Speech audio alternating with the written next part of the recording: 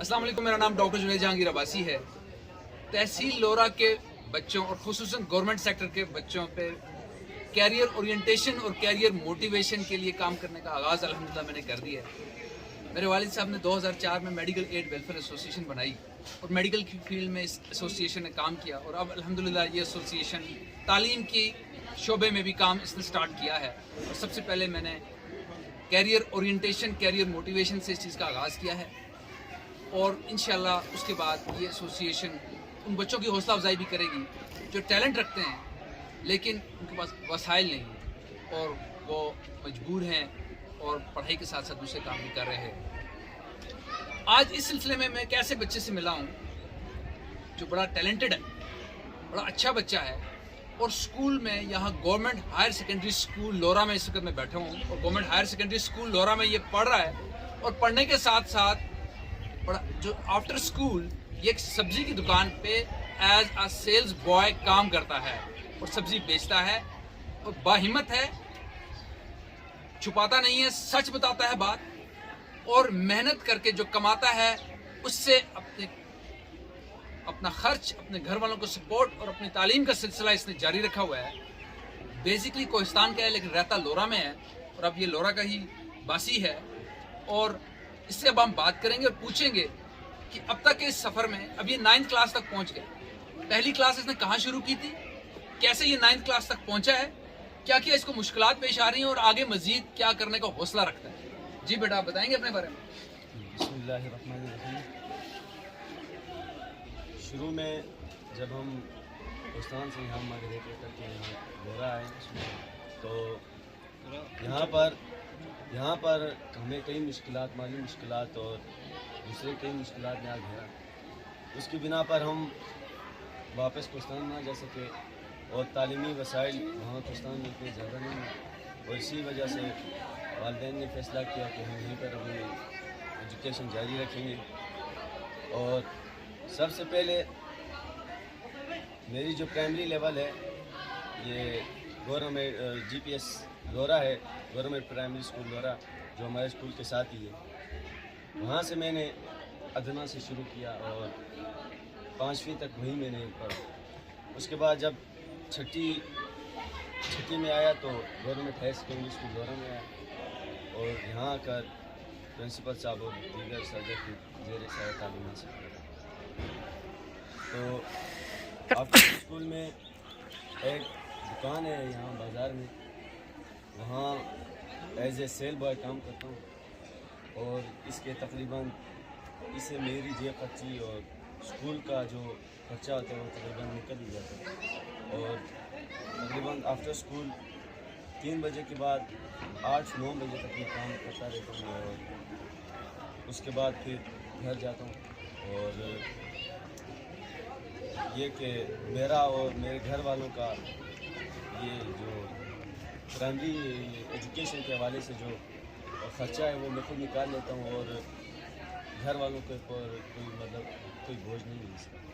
और खुद ही मैंने 5वीं में जब था तो मैंने ये काम शुरू किया था और आज तकरीबन 6-7 साल हो गए मैं ये काम कर रहा हूँ और इससे मेरा खर्चा निकल जाता है और घर वालों पर कोई बोझ ज़्यादा नहीं।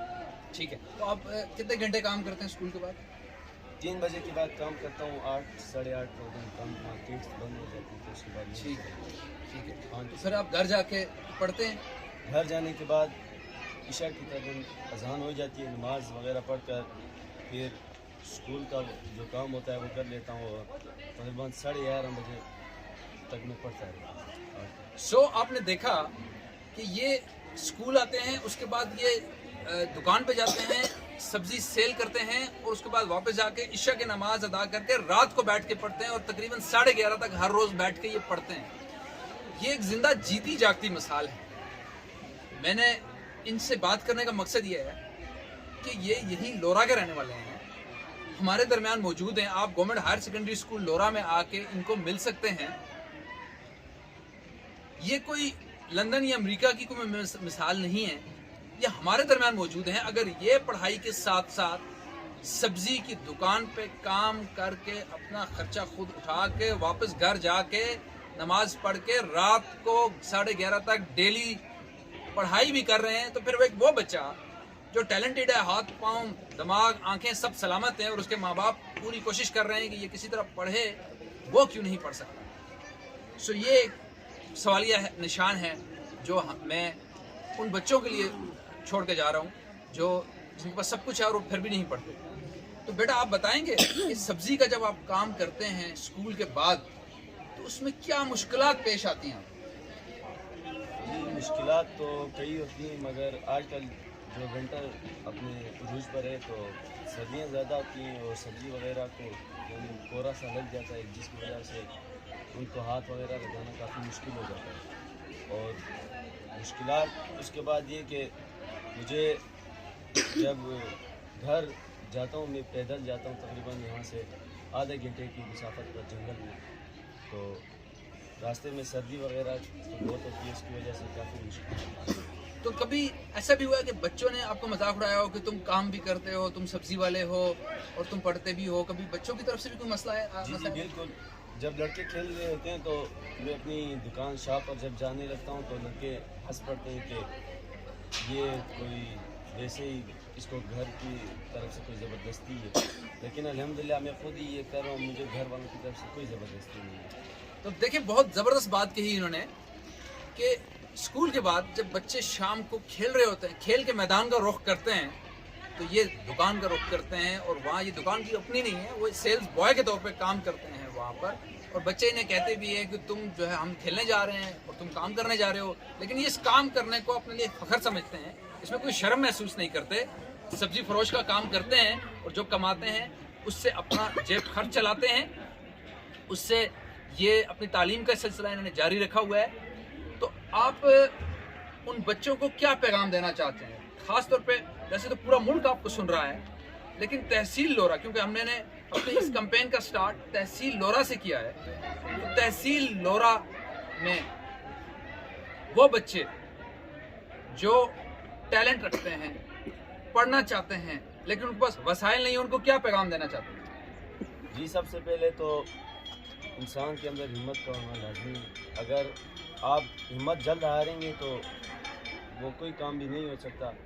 सबसे पहले आपने हिम्मत से और हौसले बढ़ाने होंगे अपने, और उसके बाद मुश्किलात का डट कर मुकाबला करना पड़ेगा, जिसका नतीजा आपको जल्द अज जल्द बेहतरीन मिल जाएगा और आप अपनी एजुकेशन जो है वो अच्छे तरीके से कंप्लीट कर सकते हैं। Very good. तो उनका पैगाम ये है कि आपने मुश्किलात से घबराना नहीं है, हिम्मत पैदा करनी है और हर तरह के सिचुएशन को फेस करना है और अपना सफ़र जारी रखना है।